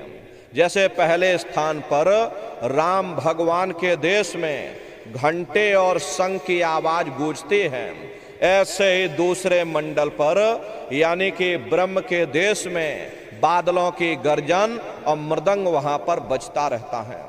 ओम का जाप बराबर वहां होता रहता। ब्रह्म का जो स्वरूप है लाल वरन सूरज उजियारा। ये सूरज कुछ नहीं, ऐसे लाखों लाख सूर इकट्ठे करोगे तो वहां का एक सूर बनेगा। प्रेमी भाई बहनों, ब्रह्म का जो स्वरूप है वो सुबह के लाल सूर्य के समान है, इसीलिए वहां का पूरा ब्रह्मांड लाल है। जहां तक आपकी निगाह जाएगी ब्रह्म देश में चारों तरफ आपको लाल ही लाल नजर आएगा। महात्मा जब साधना करके वहां पहुंचे तभी महात्माओं ने लिख दिया कि लाली मेरे लाल की जित देखूं त लाल, और लाली देखन में गई और मैं भी हो गई लाल। वो पूरा ब्रह्मांड ही लाल है। जितने साधक वहां पहुंच जाते हैं उन सभी को योगेश्वर कहा जाता। जैसे व्यास जी हुए, वशिष्ठ जी हुए, वाल्मीकि जी हुए, इन सब की पहुंच वहीं तक थी। इसीलिए कहा गया कि वाल्मीकि भय ब्रह्म समाना। जब इनकी जीवात्मा वहां पहुंची और जब इन्होंने ब्रह्म का दर्शन किया तो इनका स्वरूप भी ब्रह्म के समान यानी ब्रह्म स्वरूप हो गया। तो जितने साधक वहां पहुंच जाते हैं उन सभी को योगेश्वर कहा जाता है। योगेश्वर भगवान श्री कृष्ण उसी देश में वास करते हैं। ये जो ब्रह्म देश है वो श्री कृष्ण भगवान का ही देश है और श्री कृष्ण भगवान वहीं पर रहते हैं। ये बाहर की जन्माष्टमी नहीं है जो आप लोग मनाते हो, ये तो आप नकल करते हो। महात्माओं ने कहा था भाई सही मायने में तुम जन्माष्टमी कब मनाओगे? जब तुम्हारी ये जीवात्मा 5 तत्व जल पृथ्वी अग्नि वायु आकाश और 3 गुण रजोगुण तमोगुण सतोगुण 5 तत्व 3 गुणों से परे होकर के ब्रह्म देश में पहुंच करके जब कृष्ण भगवान का दर्शन कर लोगे तब सही मायने में जन्म अष्टमी मनाई जाएगी। वहां कृष्ण भगवान का दर्शन करने के बाद फिर तुम्हारी ये जीवात्मा तीसरे मंडल के शब्द को पकड़ करके और तीसरे मंडल की चढ़ाई करेगी। आगे पहुंची सुन झंकार, ररंकार धुन सुनी पुकार, आगे श्वेत शून्य है भाई, मान सरोवर पैठ नहाई। उसी के ऊपर तीसरा देश आता है जिसे महात्माओं ने शून्य देश कहा। उसी को रारंग देश कहा जाता है, उसी को अक्षर और नेति कहा जाता है। वहां के जो मालिक हैं वो रारंग पुरुष यानी कि पर ब्रह्म पुरुष हैं। वहां किंगरी और सारंगी 2 धुनें उस लोक में गूंजती रहती और पार ब्रह्म पुरुष का जो स्वरूप है वो पूर्णमासी के चंद्रमा के समान बड़ा ही मनमोहक स्वरूप है। इसी स्थान पर प्रेमी भाई बहनों एक बहुत बड़ा अमृत का सरोवर बना है जिसे महात्माओं ने मान सरोवर कहा। जब तुम्हारी ये जीवात्मा उस मान सरोवर में स्नान कर लेगी तो जन्म जन्मांतरों के मैले पाप कर्म साफ हो जाएंगे।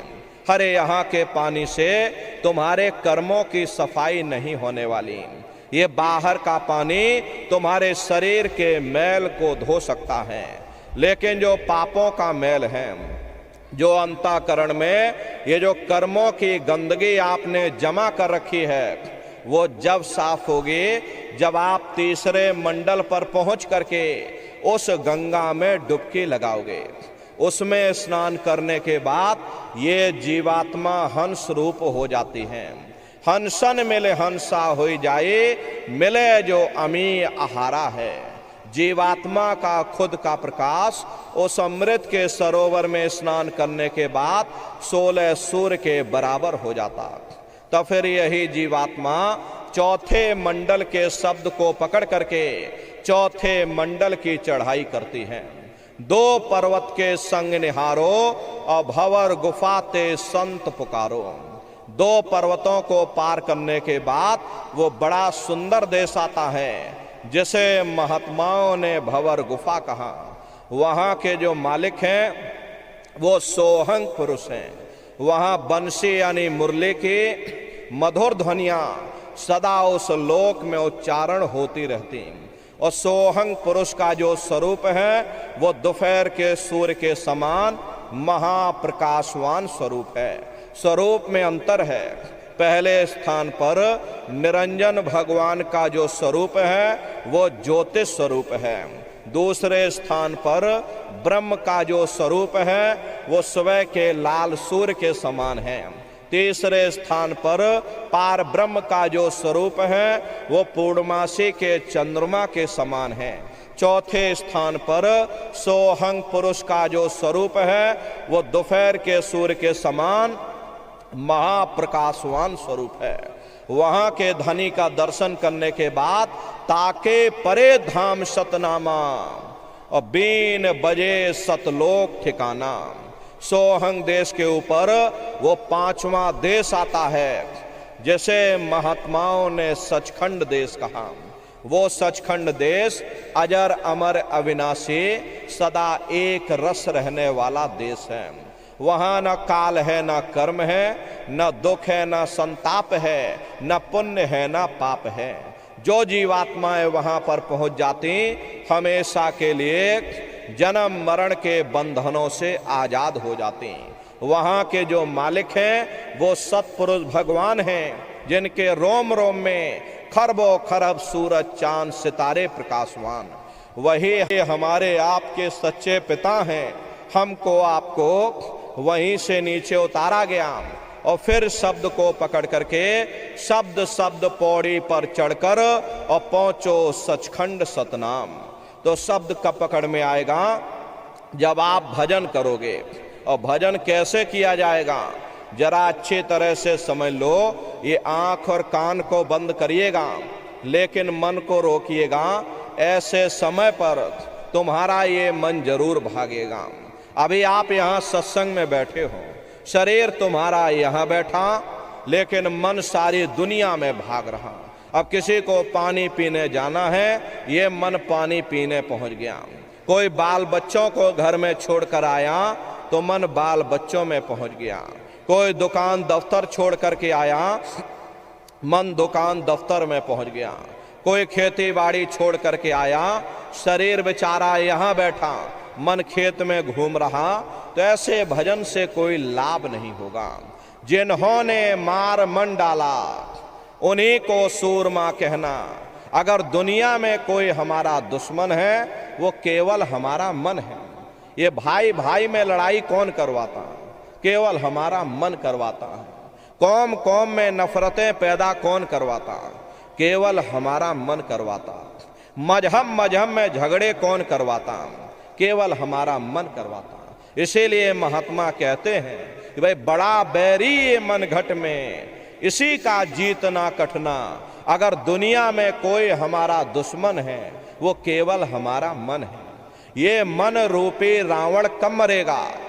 जब 9 द्वारों पर फतेह हासिल करके तुम यहाँ 10वें द्वार पर चढ़ जाओगे, तब सही मायने में दशहरा मनाई जाएगी। ये बाहर की दशहरा नहीं है जो लकड़ी का रावण बना देते हो और फूंक फांक करके अपने घर चले आते हैं। कहते भाई हमने रावण मार दिया। महात्माओं ने कहा था भाई सही मायने में तुम दशहरा कब मनाओगे? जब 9 द्वारों पर फतेह हासिल करके तुम यहाँ 10वें द्वार पर चढ़ जाओगे, तब सही मायने में विजयदशमी मनाई जाएगी। तब ये मन रूपी रावण तुम्हारा मरेगा। तब तुम्हारी ये जीवात्मा, इसी जीवात्मा को महात्माओं ने राम भी कहा। अरे आपके धर्म पुस्तकों में लिखा है, एक राम दशरथ का बेटा, एक राम घट घट में लेटा, एक राम का शकल पसारा और एक राम है सबसे न्यारा। एक वो राम है जो अयोध्या के वासी हैं और एक राम घट घट में लेटे, यानी हमारी आपकी जीवात्मा जो हर एक के अंदर मौजूद है। महात्माओं ने कहा भाई एक वो राम है और एक राम का शकल पसारा, यानी पहले स्थान के मालिक वो निरंजन भगवान, जिनको दुनिया त्रिलोकीनाथ कहती है, जिनका ये पूरा पसारा पूरा संसार है। महात्माओं ने कहा भाई एक वो राम है और एक राम है सबसे न्यारा। पांचवें स्थान के मालिक वो सत्पुरुष भगवान जो हमारे आपके सच्चे पिता हैं। महात्माओं ने कहा भाई एक वो राम है, तो महात्मा तो उस राम की महिमा गाते हैं। मोटी बात आप पकड़िए, ये भजन कैसे करोगे? तो ये आंख और कान को बंद कर लेना, ऊंचा ध्यान दे करके सुनिएगा। शुरू शुरू में सीटी जैसी आवाज आप सभी को सुनाई पड़ेगी, उसे पकड़ लेना, सुनते रहना। कुछ समय बाद में दोबारा आपको अनुभव होगा कि कहीं बड़ी दूर से एक महीन आवाज, घंटे और शंख की आवाज हमारे कानों में बज रही। जब घंटे और शंख की आवाज आपको सुनाई पड़ने लग जाए, तब आप सीटी की आवाज को छोड़ देना और घंटे शंख की आवाज को पकड़ लेना। एक बार प्रेमी भाई बहनों, आप उस आवाज को पकड़ लो, फिर वो आवाज आपको नहीं छोड़ेगी, खींच करके शरीर से बाहर कर देगी। फिर रोज आना, रोज जाना, रोज ब्रह्मांडों की सैर करना, रोज देवी देवताओं के दर्शन करना, रोज राम और कृष्ण के दर्शन करना और घूम करके फिर अपने शरीर रूपी घोंसले में वापस चले आना। तो सुमरन, ध्यान और भजन, ये तीन क्रियाएं आपको बताई गई। रास्ता सच्चा है, आप करोगे तो आपको अनुभव होगा, दिखाई भी पड़ेगा और सुनाई भी पड़ेगा। लेकिन नित्य नियम से अभ्यास करिएगा, नागा नहीं होना चाहिए।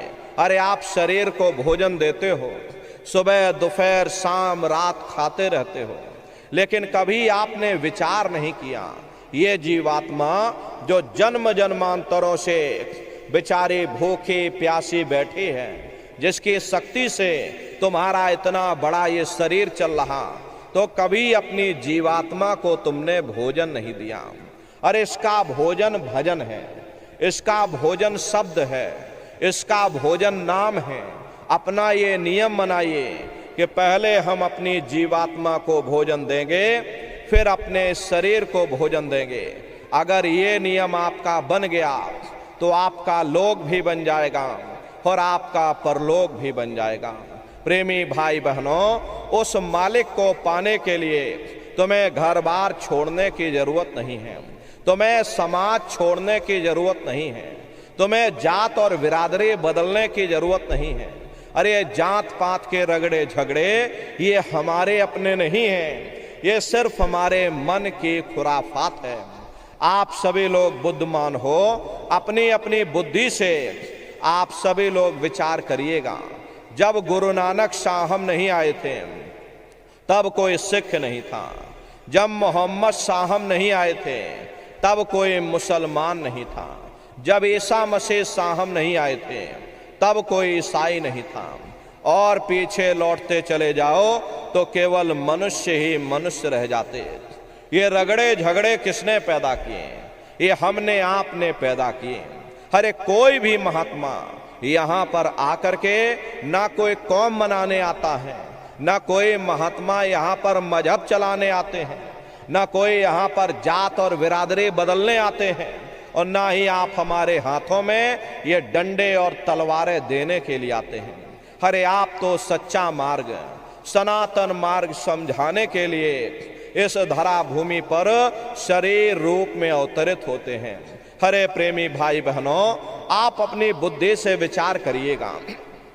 सुपच जात के भंगी थे और रैदास जी जात के हरिजन थे और मीराबाई जात की छत्राणी थी। अगर वे सब उस मालिक को प्राप्त कर सकते हैं तो आप भी उस मालिक को प्राप्त कर सकते हो। जाति पाति पूछे नहीं कोई और हरि का भजय सो हरि का होई।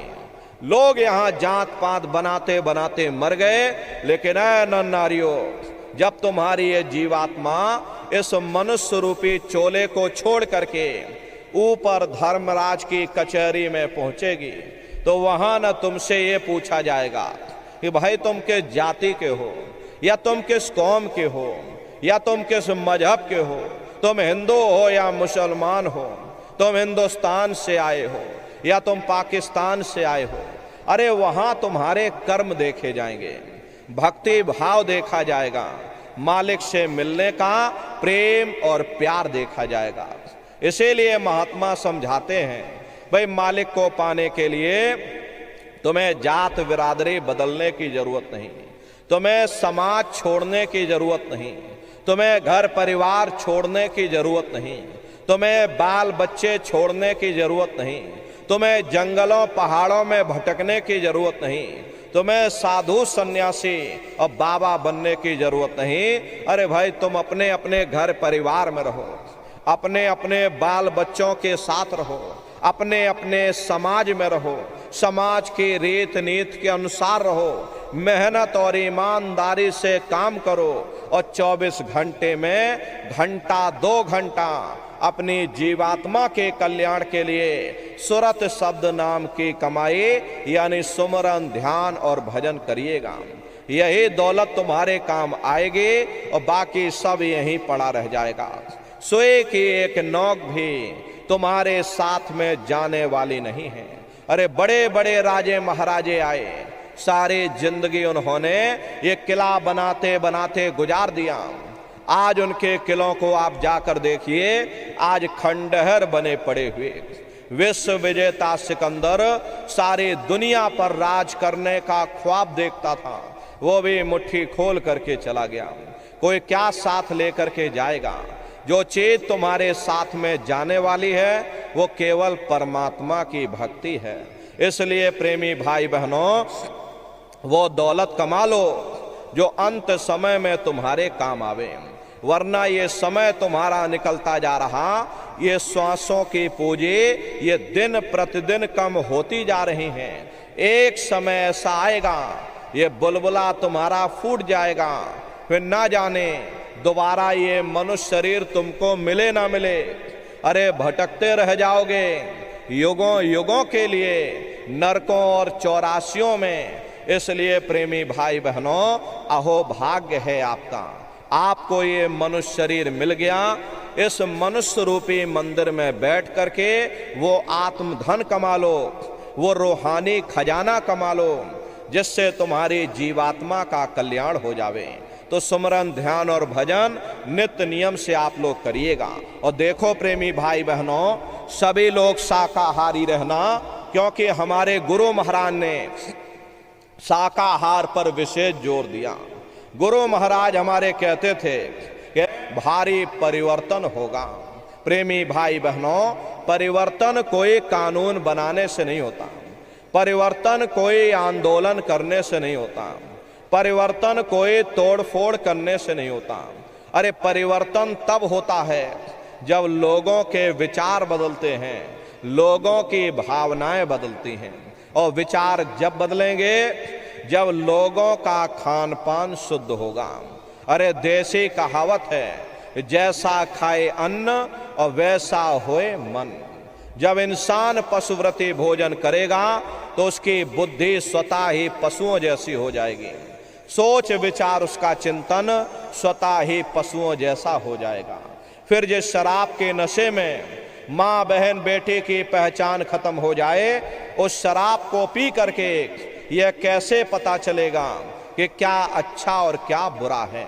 यही कारण है कि आज घर समाज में ये दुनिया भर के अत्याचार और दुनिया भर के व्यभिचार फैले हुए। अरे हम लोग मंदिर बनवाते हैं, उन मंदिरों में नहा धो करके जाते हैं, कहते भाई परमात्मा के रहने की जगह है, हमको नहा धो करके जाना चाहिए, फूल अगरबत्ती ले जाना चाहिए। कोई उन मंदिरों में कूड़ा कचरा नहीं डालता। अगर कूड़ा कचरा डालोगे तो आपस में लाठियां चल जाएंगी। फिर ये जो हरि मंदिर है, ये पंच भौतिक शरीर जिसे महात्माओं ने हरि मंदिर कहा, इसमें तुम हाड़ मांस के लोथड़े डालते हो, इसमें तुम शराब के कतरे डालते हो। अपने बनाए हुए मंदिर की आप कद्र करोगे और परमात्मा के बनाए हुए इस हरि मंदिर को तुमने जीते जी कब्रिस्तान बना दिया तो सख्त सजा मिलेगी। हरे महात्माओं ने लिखा है कि तिल भर मच्छी खाई के और कोट गौ दे दान और काशी करवट जा मरे निश्चय नरक निदान। यदि तिल भर भी मच्छी खा करके फिर चाहे कोटान कोट गौओं का दान करो और काशी में जा करके और मत्था रगड़ते रगड़ते अपनी पूरी जिंदगी वहां पर गुजार दो, फिर भी तुमको तुम्हारे गुनाहों की सजा मिलेगी, कोई बच नहीं सकता। क्योंकि ये कर्म भूमि है, यहां तुम जैसा कर्म करोगे वैसा फल तुमको मिलेगा। देखिए, इस कर्म भूमि पर कृष्ण भगवान तक नहीं बच पाए। उस समय बाली को छिप करके बाण मारा था, वही बाली कृष्ण अवतार में बहेलिया बन करके आ गया। कृष्ण भगवान के पैरों में पद्म चमकता था, हिरण की आंख समझ करके और बहेलिये ने निशाना मार दिया, और जब पास में आकर के देखा कृष्ण भगवान थे, अफसोस करने लगे। लेकिन कृष्ण भगवान ने उसको समझाया कि भाई इसमें तुम्हारा कोई दोष नहीं, उस समय हमने तुमको मारा, आज तुमने हमको मार दिया, हमारा तुम्हारा अदला बदला पूरा हो गया। कर्म प्रधान विश्व रच राखा, जो जस करे सो तस फल चाखा। ये कर्मों का ऐसा देश है, यहां तुम जैसे बीज बोगे वैसे ही फसल काटोगे। इसलिए प्रेमी भाई बहनों, आपसे हमारी प्रार्थना है कि आप लोग शाकाहारी रहिएगा। ये तरह तरह की बीमारियां जो आज के समय में आ रही हैं, इसका मुख्य कारण एक ही है, लोगों का खान पान गंदा हो गया। अपनी बुद्धि से विचार करिएगा, इंसानों के खून में जब जानवरों का खून मिल जाएगा, इंसानों के अंदर जब जानवरों के कीटाणु पहुंच जाएंगे, तो न जानवरों की दवा काम में आएगी न इंसानों की दवा काम में आएगी, तो परिणाम क्या होगा?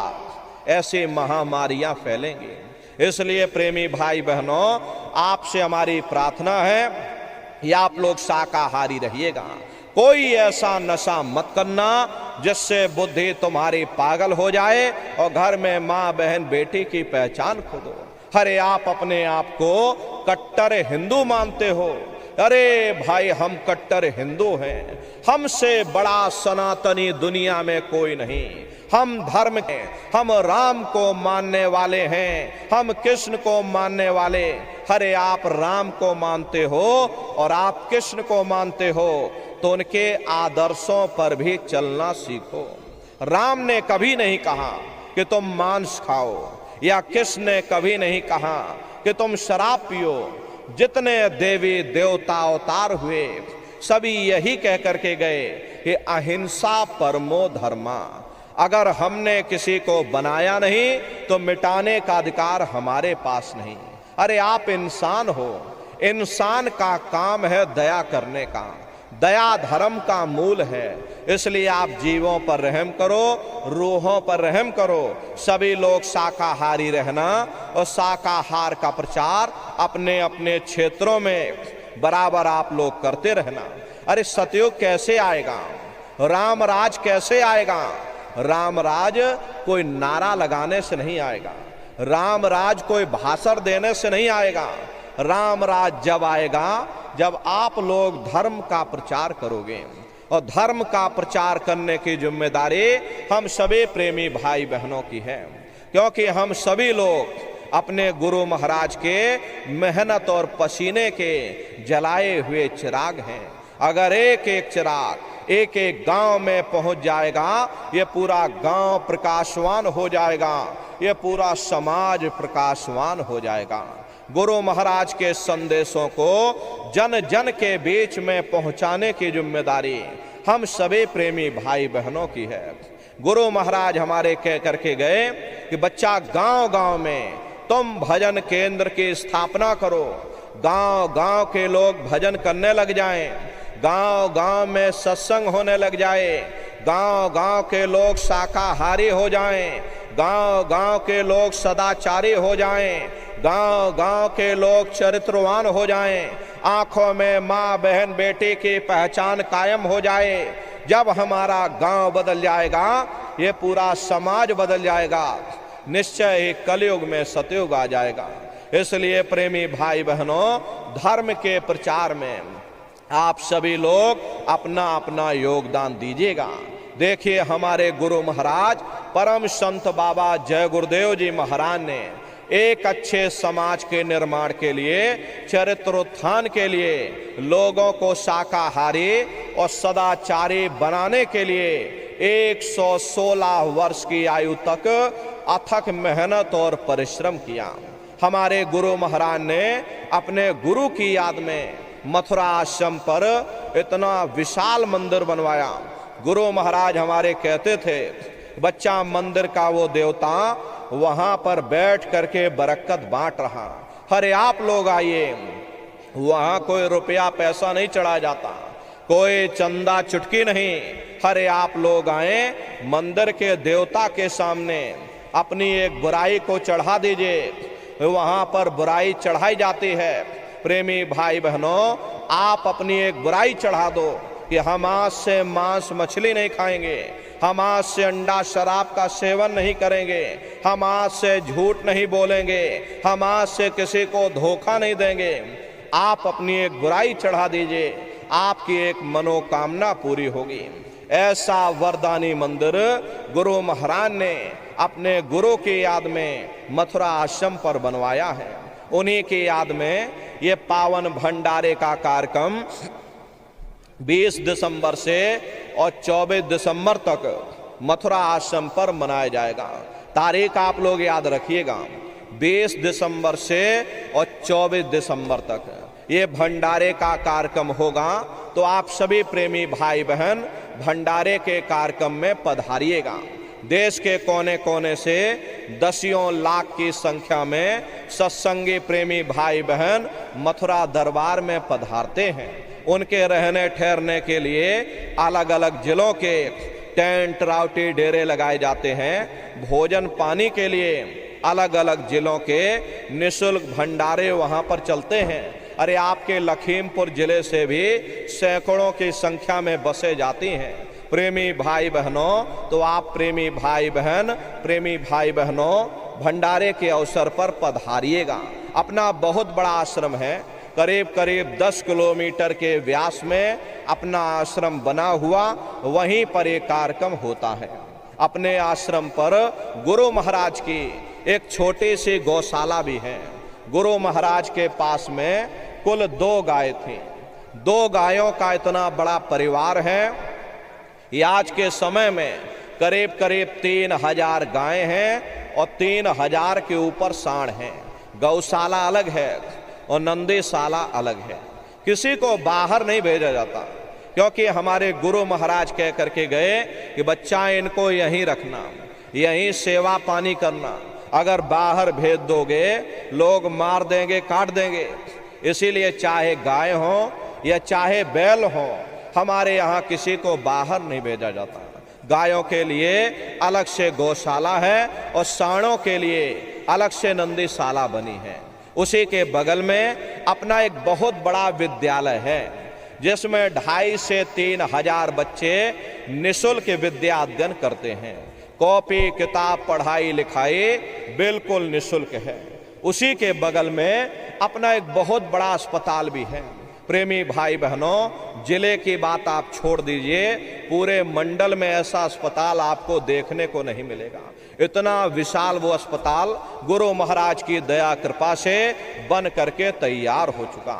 वो गुरु महाराज की कर्म भूमि है और गुरु महाराज की जन्म भूमि, जहां पर हमारे गुरु महाराज का जन्म हुआ, जिला इटावा ग्राम खितौरा में है।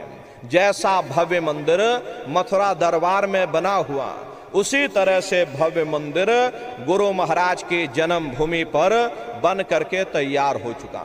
ये जो आप फोटो देख रहे हो, ये गुरु महाराज की जन्म भूमि का ही मंदिर है। और इधर जो फोटो ये लगी है, ये मथुरा दरबार का मंदिर है।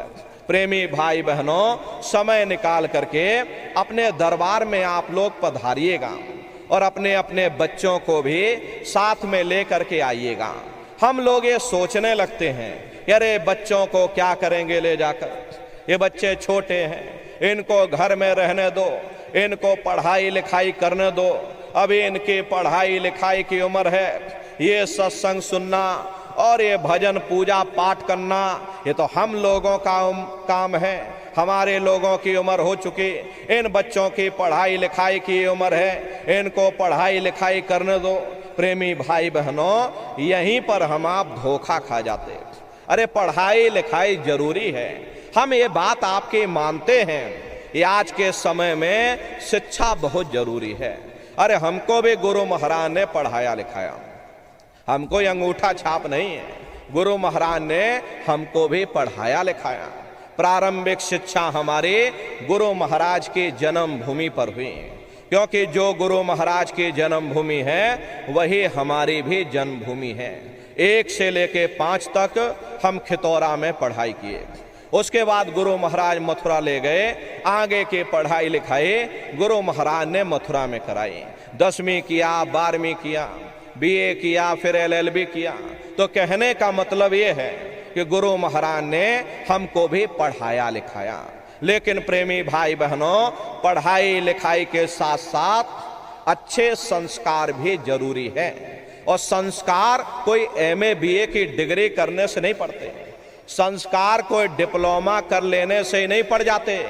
अगर MA BA की डिग्री कर लेने से ही बच्चों के अंदर संस्कार पड़ गए होते तो हिंदुस्तान में इतने वृद्धाश्रम ना खोले जाते। अरे संस्कार पढ़ेंगे महात्माओं के वचनों से, संस्कार पढ़ेंगे सत्संग के माध्यम से। ये बच्चे देश के भविष्य हैं, इन बच्चों के अंदर अच्छे संस्कार डालना ये समय की बहुत बड़ी मांग है।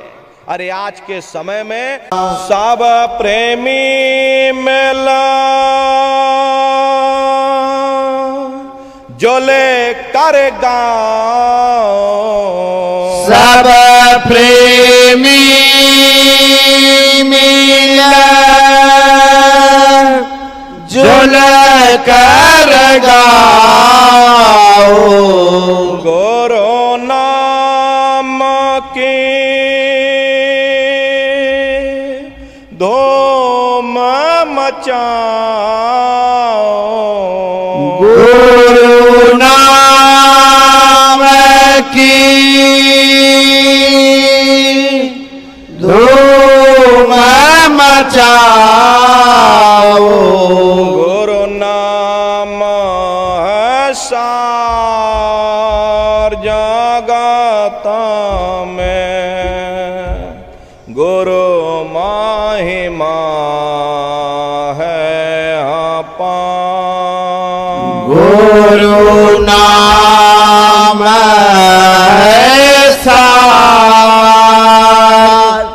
जगत में, गुरु महिमा है अपार, गुरु महिमा है अपार जगत में,